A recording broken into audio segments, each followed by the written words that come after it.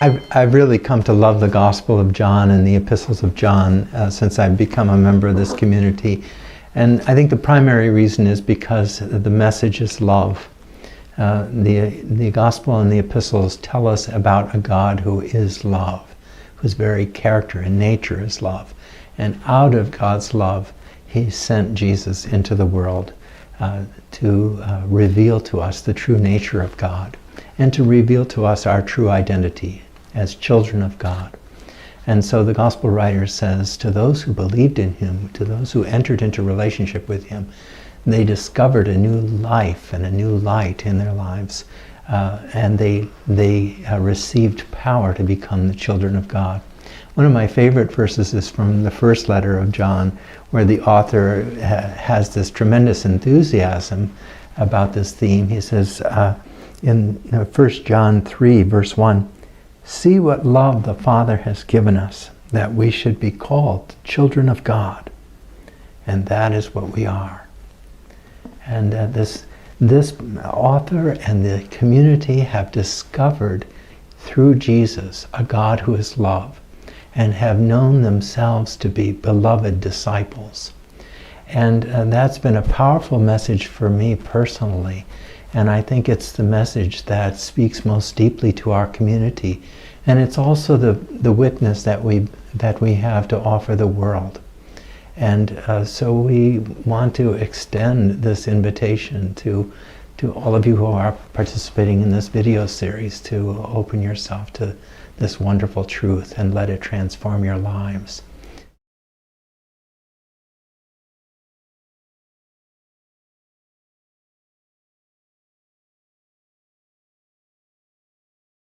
I love the Gospel of John because of the loving, playful image it gives us of Jesus.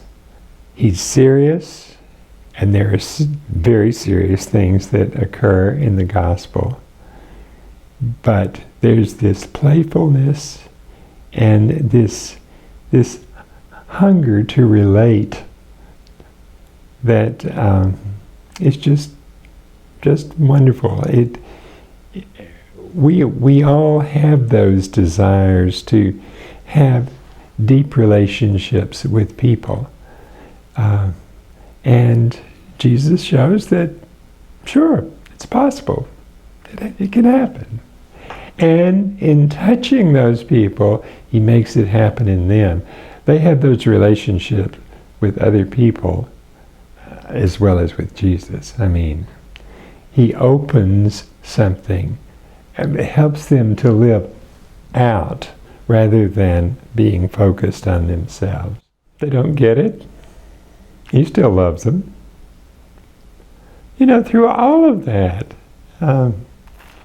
He still loves them. That undying love that He has helps us to have that same kind of persistent, undying love for other people. And if we don't hear that message, our lives are so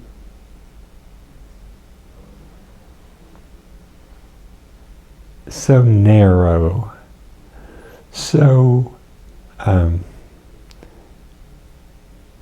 we lack the kind of richness that love for other people can give our own life.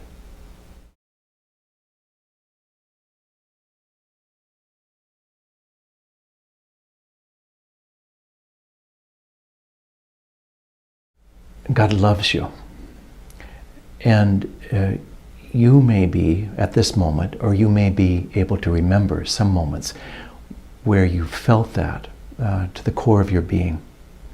But what happens when the weather changes and that feeling has gone away? Well, I would say two things. One, I think love is ultimately not a feeling, it's a decision. And it's God's decision. And God adores you. You make God stay. You're the apple of God's eye. God loves you. That's the truth. Some days you may get in touch with the feeling that encompasses that. But I would say, number one, cling to the truth. That's of your essence. You are loved of God, and God has hopes of spending eternity with you. And second of all, especially if the feeling of love is lost in you right now, write this on a piece of paper: God loves me. And keep that piece of paper with you. I'd encourage you to cart that piece of paper with you through the day and tuck it under your pillow at night. And you might say, and when I do that, will I feel that God loves me? I don't know. I don't know if you will or not. But I think the truth of that has every potential of sinking into the reality of your being. Because it's a decision, and it's God's decision. And the invitation for you is to cooperate with that decision. God is operating with love in your life. And your response to cooperate with the truth of it. You'll catch on. You'll catch on.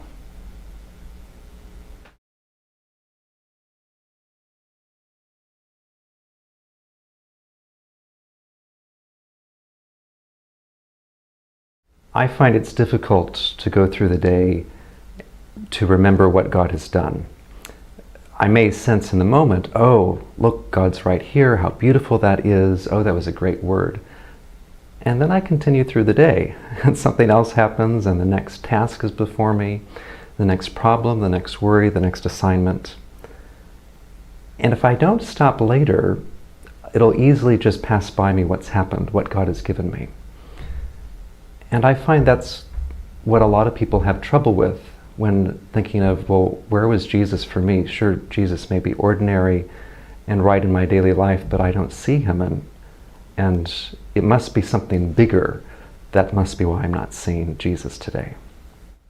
And yet Jesus comes in all these small and simple ways, and it takes the time to stop and ask to see, where was God for me today?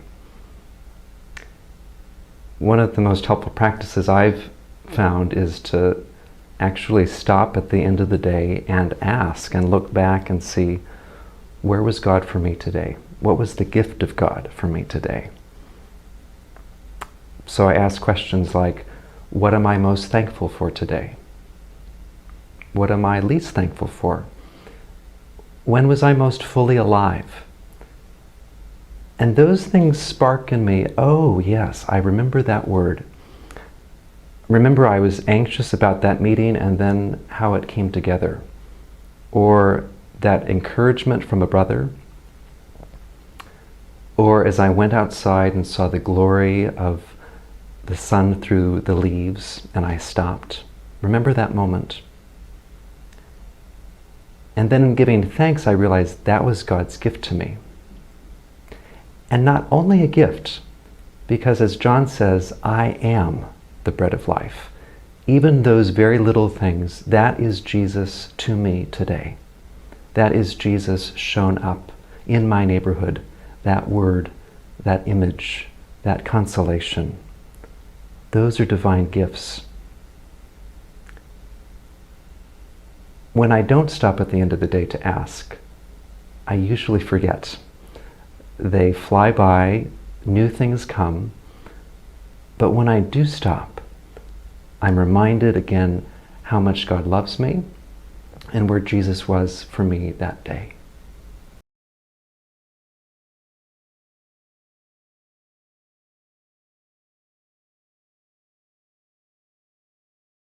John has this vision where he sees the hand of God in the whole of creation, in ordinary things like bread and wine and water.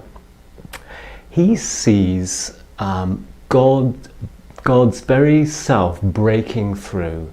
And I think John's gospel, helps to give us a similar vision so that we too, when we walk in the world, John's gospel can sort of open our eyes to to see that in Gerard Manley Hopkins' words, that the world is charged with the grandeur of God.